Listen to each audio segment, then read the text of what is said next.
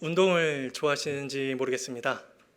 근데 이제 운동 경기를 이렇게 구경을 하거나 아니면 실제로 그 운동 경기에 이렇게 선수로 참가를 하다 보면은 그 운동 경기마다 어떤 분위기라는 것이 있습니다. 물론 각 팀의 전력이 중요해서 얼마나 강한 전력을 가지고 있느냐, 팀 구성원을 가지고 있느냐도 중요하지만 그런 팀의 전력과는 관계없이 경기의 분위기라는 것이 있습니다.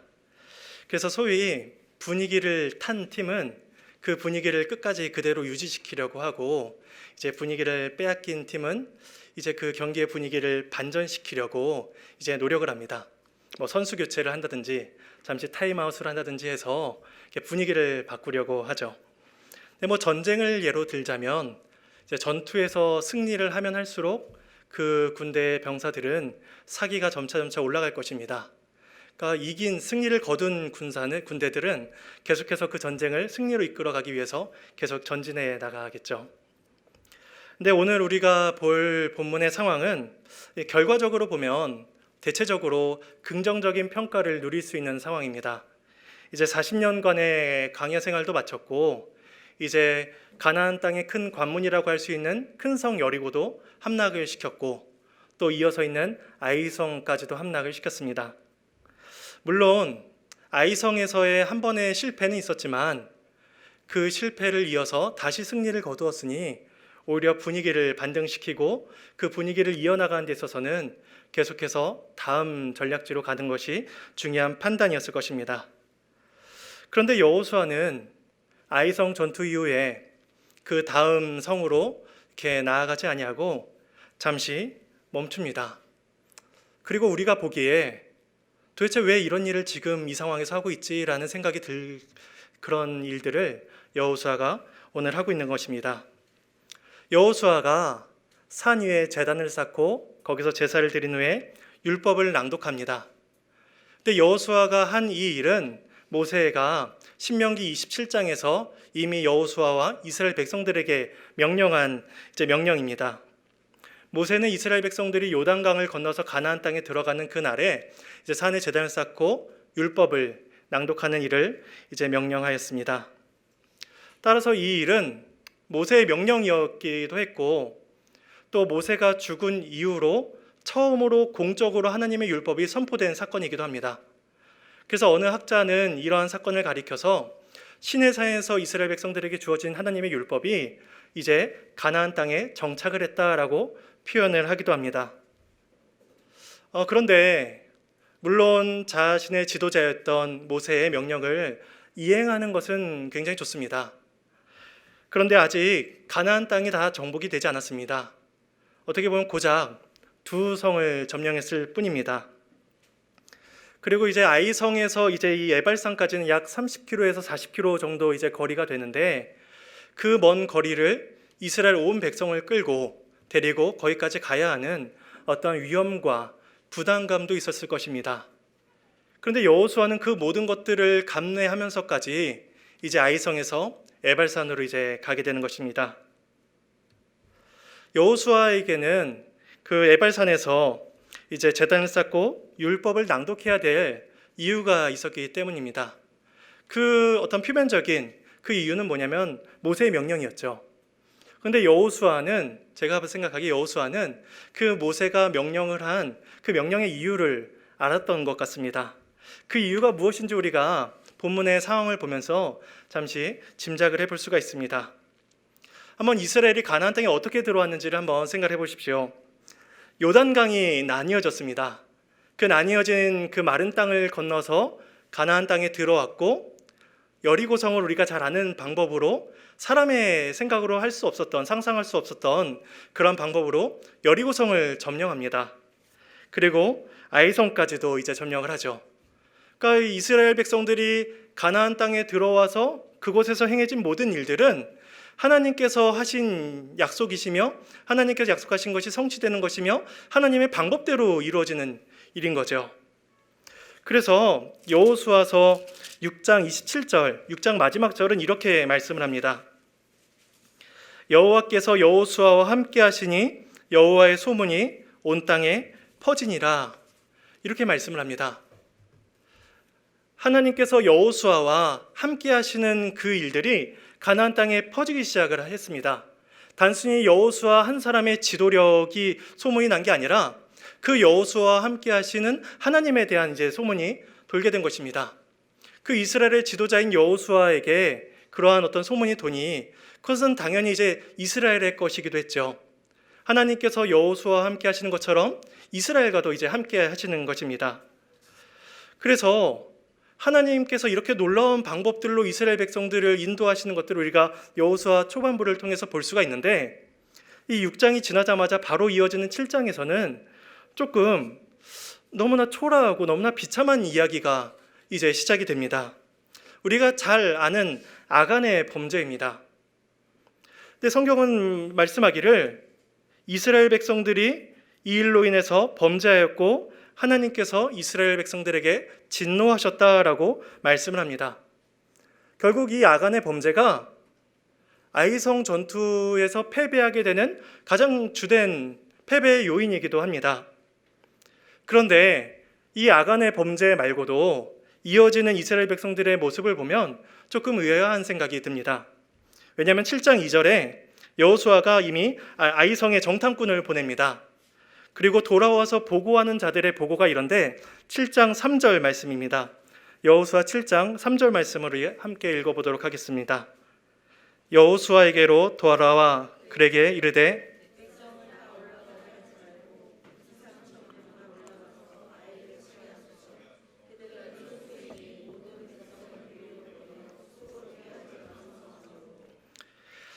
이 아이성에서 정탐을 끝내고 돌아온 이 정탐꾼들의 말이 이렇습니다. 숫자가 아이성에 있는 백성들의 숫자가 그렇게 많지 않으니 백성들을 수고롭게 하지 말자는 것입니다. 이 수고롭게 한다, 수고한다라는 것은 우리 사람들이 어떤 힘과 노력을 다했다는 것이죠. 그러니까 이들의 생각 속, 정탐꾼들의 이 생각 속에는 이미 자신들의 수고가 담겨 있는 것입니다. 아이성을 점령하는 데 있어서 자신들의 수고가 필요한 일이며 그 앞선 전투였던 여리고성 전투에서도 자신들이 그렇게 수고했다라는 이러한 암시를 가지고 있는 것이죠. 근데 우리가 잘 알다시피 여리고성 전투에서 이스라엘 백성들이 얼마나 수고를 했습니까? 보통 전투를 하면 치열한 전투와 오고 가는 그런 공격들이 있는데 이스라엘 백성들은 그저 하나님께서 명령하신 대로 여리고성을 돌고 지금 무너진 문, 열린 문에 들어가서 주님이 주신 것을 얻은 것뿐이죠. 정말 전투라고 전쟁이라고 하기에는 좀 말하기도 부끄러운 일인데 이스라엘 백성들은 자신들이 그렇게 수고하고 애쓰고 있다는 이런 생각을 가지고 있는 것입니다. 그래서 이렇게 이야기하는 것이죠. 백성들을 그리로 보내어 수고롭게 하지 마소서. 이게 백성들의 이야기였습니다. 그러니까 아간의 범죄가 이 아이성 전투에서 패배하게 된 가장 주된 요인은 맞습니다. 성경이 그렇게 말씀을 합니다. 그런데 이스라엘 백성들의 이 말 속에서도 무엇인가가 잘못되고 있다는 것을 우리가 알 수가 있습니다. 그래서 여호수아는 그 아이성 전투의 승리의 기세를 몰아서 다음 곳으로 가지 않고 이제 모세의 명령을 기억하고 제단을 쌓는 일을 행합니다. 이스라엘 백성들은 이 과정을 통해서 하나님과의 언약을 재확인합니다. 하나님과의 언약은 그 이스라엘 백성들의 자기의 정체성을 보여주는 일이었습니다. 그러니까 얼마나 땅을 차지했느냐, 얼마나 많은 성들을 점령하고 승리를 취했느냐, 이런 것으로 이스라엘 백성들이 자기의 정체성을 찾는 것이 아니라 하나님 앞에서 하나님의 언약을 기억을 하면서 그 언약을 통하여서 자기들의 어떤 자리와 자기들의 어떤 신분을 이제 돌아보게 되는 것이죠. 그래서 그런 언약들을 통해서 하나님께서 자신들의 하나님이심을 그들은 알 수가 있는 것입니다. 요즘에 핸드폰 어플 광고 중에서 이런 광고가 있습니다. 우리가 어떤 민족입니까? 대답은 뭐죠? 배달의 민족 아닙니까? 라는 핸드폰 어플 광고가 있습니다. 마치 여호수아가 이스라엘 백성들에게 이렇게 말하는 것과 같습니다. 여러분, 우리가 어떤 민족입니까? 배달의 민족이 아니라 하나님의 백성이 아닙니까? 여호수아는 그 에발산에서의 사건을 통하여서 그 자기 백성들의 언약의 정체성을 확인시켜 주고자 했습니다. 그래서 이스라엘 백성들은 언약 공동체입니다. 그런데 지금 이 땅의 교회도 언약 공동체입니다. 그래서 우리는 늘 하나님과의 언약을 확증하고 기억하는 일들을 행해야 됩니다. 우리가 하나님의 언약을 기억하고 확인할 수 있는 가장 기본적인 방법은, 또 가장 좋은 방법은 바로 예배입니다. 예배를 통하여서 우리가 하나님의 백성이며 언약 관계임으로 우리는 기억을 하게 되는 것이죠. 그런데 이제 하이델베르크 요리문답 4문에 대해서 하이델베르크 요리문답에서 10계명의 4계명, 안식일을 기억하여 거룩하게 지키라라는 이 말씀에 대해서 이제 이렇게 질문을 합니다. 이 4계명에서 우리를 향하신 하나님의 뜻은 무엇입니까? 라고 이렇게 질문을 합니다. 그에 대한 답을 제가 일부분을 읽어드리겠습니다. 이렇게 대답을 합니다. 특별히 안식의 날인 주일에 내가 부지런히 정기적으로 하나님의 교회에 출석을 하여 하나님의 말씀이 교훈하는 것을 배우고 성례에 참여하며 하나님을 공적으로 부르며 기도하고 가난한 자들에게 기독교인으로서의 구제를 베풀 것을 원하십니다. 라고 이렇게 대답을 합니다. 그러니까 이 4계명을 통해서 하나님께서 우리에게 원하시는 것은 하나님의 말씀의 교훈을 듣는 것이죠. 성례에 참여하는 것이며 또한 하나님을 공적으로 부르며 하나님께 기도하는 것입니다. 이게 우리가 주의 몸된 교회에 나와서 해야 될 일인 것이죠. 그런데 이 하이델베르크 요리문답을 저술한 우르시누스는 이 4계명에 대해 있어서 이렇게 또한 부차적으로 이렇게 설명을 합니다. 공적 예배의 목표를 우르시누스가 3가지로 이야기를 합니다. 제가 3가지를 읽어드리겠습니다. 첫 번째, 그가 세상에서 공적으로 찬양과 예배를 받으시고자 함. 이게 공적 예배의 첫 번째 목표입니다. 두 번째는 택한 자들의 경건과 믿음이 이런 공적인 집회를 통해서 자극을 받고 확증되도록 함. 이게 두 번째입니다. 세 번째는 사람들이 이런 수단을 통해서 복음의 믿음 안에서 서로를 강건하게 하며 또한 사랑과 선행을 촉진하도록 함입니다. 제가 여기서 말씀드리고자 하는 것은 바로 두 번째와 세 번째입니다. 제가 2번과 3번을 다시 한 번만 읽어드리겠습니다. 택한 자들의 경건과 믿음이 이러한 공적인 집회를 통해서 자극을 받고 확증을 받도록 함. 세 번째는 사람들이 이런 수단을 통해서 복음의 믿음 안에서 서로를 강건하게 하며 또한 사랑과 선행을 촉진하도록 함입니다. 우르시누스는 우리가 드리는 이 공적인 모임의 예배의 실제적인 유익들을 이렇게 이야기하는 것입니다. 우리들이 가지고 있는 경건과 우리들의 신앙생활, 우리들의 믿음 생활이 이런 공적인 예배를 통해서 확증이 된다는 것입니다. 또한 자극을 받는다는 것이죠. 이 예배를 통해서, 이 수단을 통해서 서로를 강건하게 붙들어주며 세워주며 서로 사랑과 선행을 촉진한다는 것입니다. 우리가 주의 언약을 기억하는 가장 기본적인 것은 예배라고 말씀을 드렸습니다. 그런데 당연히 이 말씀을 통해서 주의 언약을 기억하는 것은 너무나 당연하고 너무나 기본적인 것입니다. 그런데 우리에게 주어지는 선포되는 말씀뿐만이 아니라 함께 신앙생활하는 예배의 모습과 교제를 통해서도 어떠한 신앙의 유익을 우리가 누릴 수가 있다는 것입니다. 우리가 이렇게 같이 신앙생활 하다 보면 우리는 이제 성도님들의 어떤 삶의 형편을 조금씩 알게 됩니다. 그러면 이제 우리가 보게 되는 것이죠. 저분의 삶의 형편을 우리가 잘 알고 있는데, 삶이 요즘에 재정적으로 가정적인 어떤 어려움이 있고 이런 문제들이 있다는 것을 우리가 알고 있는데, 신앙생활을 하시는 것을 보니 여전히 하나님을 사랑하시는 모습을 보게 되는 것이죠. 제가 예전에 교회에서 어떤 권사님이 간증을 하시는 것을 들었는데 정말 그 간증을 들으면 듣고 있는 사람이 정말 눈물이 나고 가슴이 아플 정도로 삶의 고난이 연속해서 일어납니다. 계속 질병이 치료된 줄 알았는데 또 다른 질병이 오고, 그런 간증들을 하시는데 결국 그분이 고백하는 것은 뭐냐면, 그래도 하나님의 은혜를 고백하며 그래도 하나님께 감사와 찬양을 올려드리는 것을 보게 됩니다. 우리는 그러한 모습들을 보면서 서로 간에, 성도 간에 믿음의 자극을 받고 확증을 받고 서로 격려를 받게 되는 것이죠. 저는 이 옆에 있는 아이들을 통해서도 어떤 자극을 받습니다. 이렇게 뒤에서 앉아 있으면 아이들이 늘 목사님의 말씀을 열심히 듣고 또 뭔가를 열심히 필기를 하고 있습니다. 얼마나 귀엽고 대견하고 많이 귀엽죠.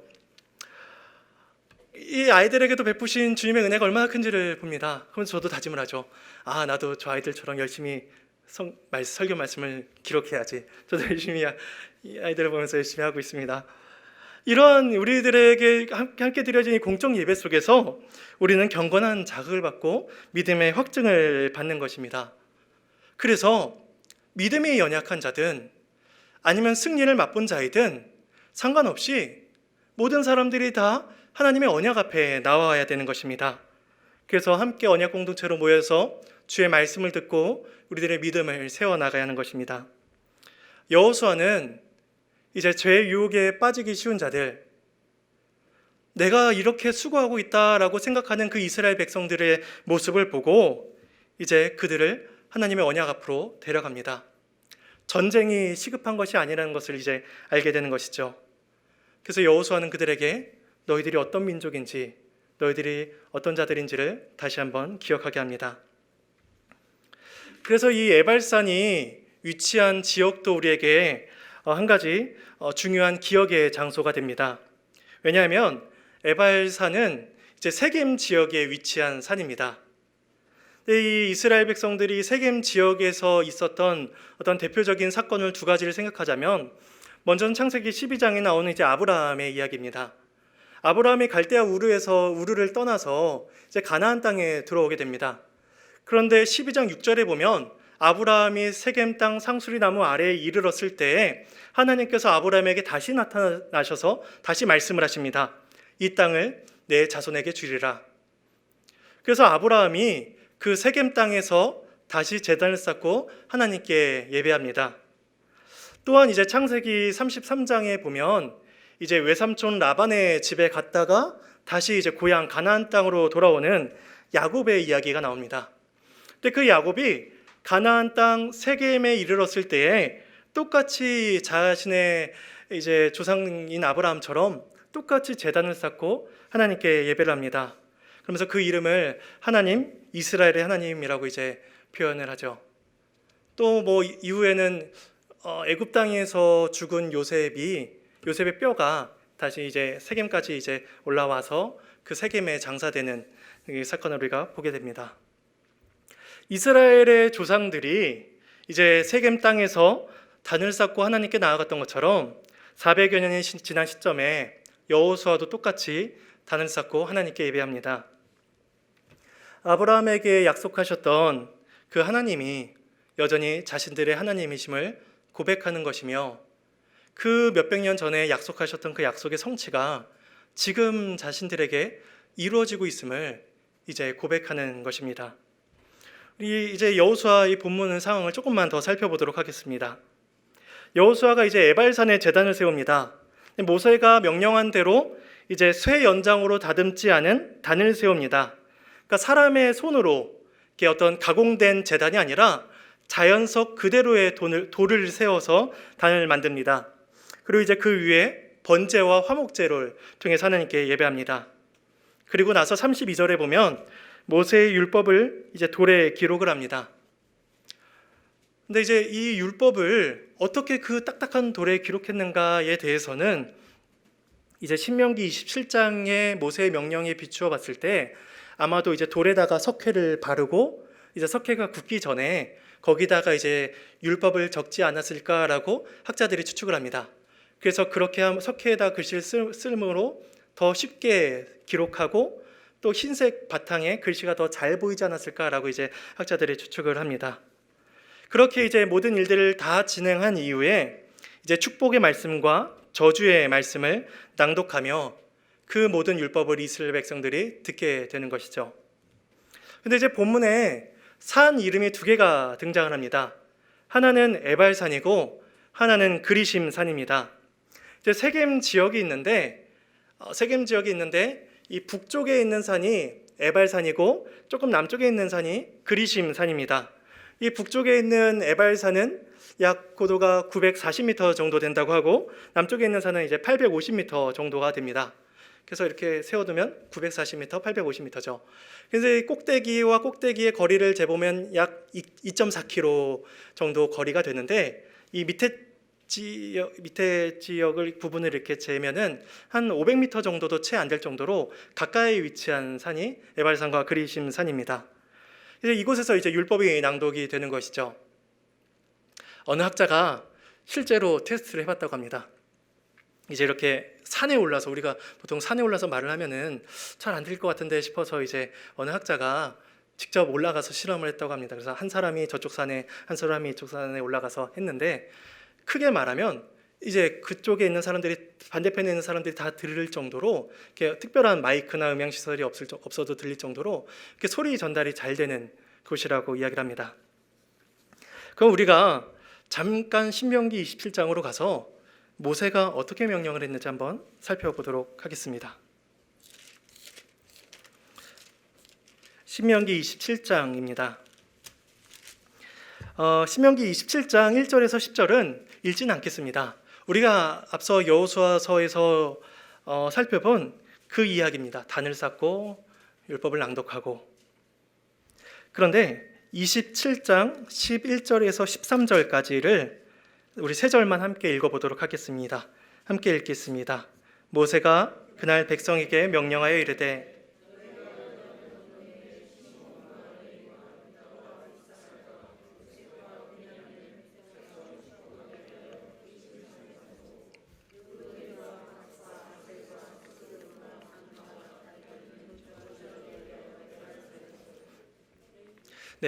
모세가 명령하기를 6지파씩 두 산에 올라가서 나뉘어서 설하고 이야기합니다.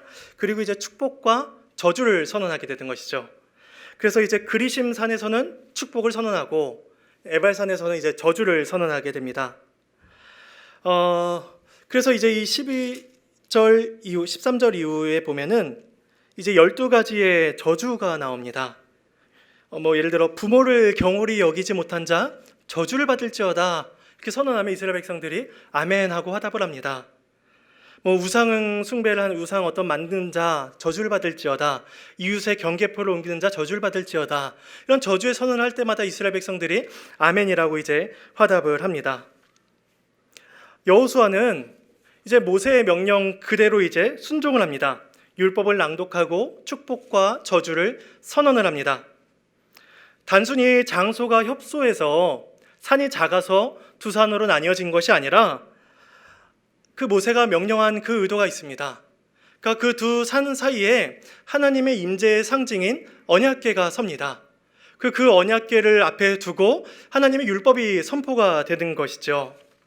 그래서 그 율법에 순종한 자는 축복을 받아라, 그럼 그에 대한 아멘으로 화답을 하는 것이며, 그 율법에 불순종한 자는 저주를 받을 것이다 라고 선언됐을 때 아멘이라고 이제 응답을 하게 되는 것입니다. 그렇다면 그 율법을 듣고 있는 이스라엘의 마음은 어떤 마음이었을까요? 율법 앞에서는 우리들의 마음은 어떤 마음인가요? 분명한 것은 어느 누구도 그 율법의 선언 앞에서 내가 율법을 다 지켜 행했으니 나는 축복을 받을 자입니다 라고 이렇게 자신 있게 말을 못할 것입니다. 제가 설교를 준비하면서 잠시 저의 과거를 돌아봤습니다. 그래서 수많은 죄가 있는데 그 중에서 제일 그래도 봐줄만 하고 그래도 한 번쯤은 해보시지 않으셨을까 싶은 어떤 사건이 하나가 떠올랐습니다. 제가 초등학교 저학년일 때, 그때 국민학교였죠. 초등학교 저학년일 때 지금은 개별 책상에 이렇게 앉아 있는데 그때는 책상이 좀 길었습니다. 그렇죠? 그래서 긴 책상 하나에 학생 둘이 이렇게 앉아 있었습니다. 그러니까 책상이 하나로 통으로 되어 있으니 어느 자리까지가 제 자리일까요? 그러니까 늘 짝꿍과 그것 때문에 선을 긋고 제 필통이나 제 책으로 이렇게 가운데를 나뉘고 그렇게 자리를 차지했죠. 그리고 기회가 안 볼 때마다 이렇게 조금씩 제 필통을 밀어서 제 자리를 확보하는 것이죠. 제가 왜 그랬을까 이렇게 제 과거를 이렇게 잘 생각해 봤는데 순수해서 그랬나? 아니면 그 옆에 그 옆에 짝꿍을 좋아했나? 이런 생각을 해봤는데 저는 그 짝꿍을 좋아하지 않았습니다. 그냥 정말 말 그대로 제 자리가 넓고 싶었어요. 제 짝꿍이 제 자리를 침범하는 게 싫었습니다. 그러니까 우리는 이제 어렸을 때 제 모습을 그대로 이렇게 가지고 온다면, 어떠한 여건만 만들어준다면, 어떠한 상황만 만들어준다면 우리는 얼마든지 죄를 지을 수 있는 본성을 가진 자입니다. 조금만 자극을 주면 얼마든지 죄를 이렇게 발동시킬 수 있는 본성을 가진 자들이죠.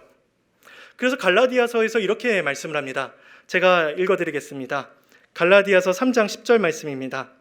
무릇 율법 행위에 속한 자들은 저주 아래에 있나니 기록된 바 누구든지 율법책에 기록된 대로 모든 일을 항상 행하지 아니하는 자는 저주 아래에 있는 자라 하였습니다. 바울은 율법책에 기록된 대로 행하지 않는 자는 저주 아래에 있는 자라고 선언을 합니다. 우리는 그 율법의 선언 앞에서 그리심산의 축복을 들어야 될 자가 아니라 에발산의 저주를 들어야 될 자들입니다. 율법을 어긴 자들은 저주를 받을지어다 라는 그 선언 앞에서 우리는 마땅히 우리가 저주를 받을 자입니다 라고 아멘하며 대답을 해야 될 자들입니다. 그러나 사람들은 이 에발산의 저주를 듣기를 원치 않아 합니다. 오히려 반대로 그리심산에 있는 축복의 선언을 듣기를 원해하죠. 성경에 나타나는 대표적인 사람들 중에 하나가 사마리아 사람들입니다. 이 사마리아 사람들이 아수르의 포로로 끌려갔다가 돌아와서 이 사마리아 땅에 정착을 합니다. 이 사마리아 땅에 이제 이 에발산과 그리심산이 있죠. 근데 그들이 이제 돌아와서 예배 장소를 세우는데 그 장소가 바로 그리심산입니다. 그들은 그들 마음속에 자신들이 율법 앞에서 저주를 받을 자이다라고 선언하기를 원치 않아 있습니다. 어느 누가 자기 자신을 저주받을 자라라고 말하기를 즐겨할까요? 그들은 에발산에 서기를 싫어했습니다. 그래서 자신의 방법대로 예배의 장소를 세우고 예배의 방법을 정했습니다. 그래서 이제 요한복음 4장에 우리가 잘 아는 사마리아 여인이 나오는데 그 여인이 예수님께 물어보죠. 우리가 이 산에서 예배하는데 어디에서 예배해야 됩니까? 라고 이야기할 때 그 산이 학자들은 그리심산이었다라고 이제 이야기를 합니다. 그 사마리아 사람들은 그들 스스로 주님 앞에 나아갈 수 있다고 생각했습니다. 그들 스스로의 힘으로 하나님께 어떠한 축복과 은혜를 받기에 합당한 자라고 생각을 했습니다. 그들은 율법의 선언 앞에서 나름대로의 확신과 나름대로의 자부심을 가지고 살아간 사람들입니다. 근데 이러한 사마리아인의 태도는 결국 바리새인에게서 나타나며 지금 우리에게서도 나타나기가 쉽습니다. 율법으로든 자신의 공로로든 주 앞에 나아갈 만하다라고 생각을 하는 것이죠. 그러나 성경은 우리들에게 분명하게 말씀을 합니다. 율법의 행위 아래 있는 자는 저주에 속한 자라. 이 율법의 저주로부터 자유로울 수 없는 이스라엘을 위해서 모세가 한 가지 명령한 것이 있습니다. 바로 에발산에 제단을 쌓으라는 것입니다. 그래서 오늘 본문 31절에 보면 에발산에 제단을 쌓고 번제물과 화목제물을 드립니다. 이 번제는 이 제물의 모든 것들을 다 올려서 불태우는, 모든 것들을 다 올려드리는 제사입니다. 그래서 이 번제에는 자신의 죄 용서와 어떤 죄 용서를 구하는 그러한 제사입니다. 그리고 이어서 드린 화목제는 그 제물에 기름만 올려드리는 제사입니다. 기름은 다 태워서 하나님께 드리고 나머지 고기는 이제 제사장들과 사람이 함께 먹으며 먹는 제사죠. 그래서 이 화목제에는 친교, 교제, 이제 화목함 이런 의미들이 담겨 있습니다. 죄 용서를 받은 자들이 하나님 앞에서 먹고 마시며 교제하는 은혜를 누리게 되는 것이죠. 율법의 정죄를 받기에 마땅한 자들이 이제 죄사함의 은혜를 받고 그 말씀을 듣게 되는 것입니다. 우리가 갈라디아서 3장 말씀을 우리 함께 읽어보도록 하겠습니다. 신약성경 갈라디아서 3장입니다.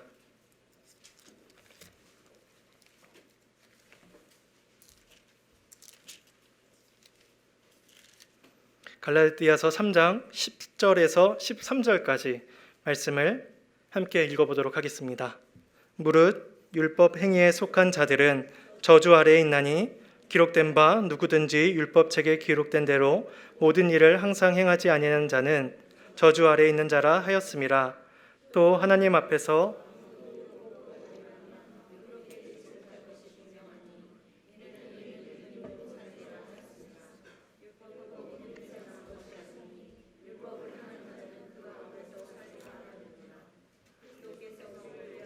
저주를 받은 바 되사 율법의 저주에서 우리를 속량하셨으니 기록된 바 나무에 달린 자마다.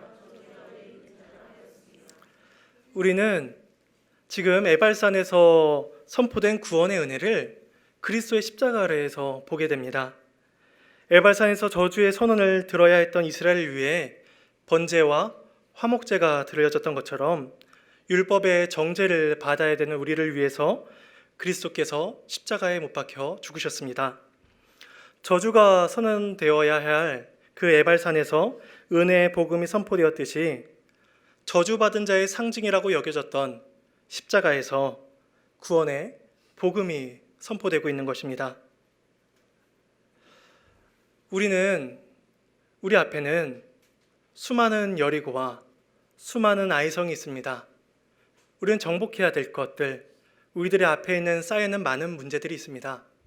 그래서 그 문제를 해결하기 위해서 우리는 달려가고 애쓰며 살아갑니다. 그런데 오늘 말씀은 그 땅을 점령하는 것이 목적이 아니라 잠시 멈춰서서 우리가 어떤 자들인지, 우리가 하나님 앞에서 어떠한 은혜를 받은 자들인지를 다시 한번 생각해 보게 합니다.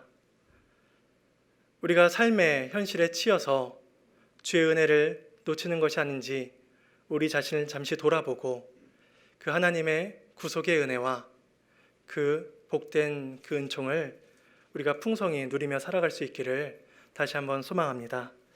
이 시간 함께 찬송가 410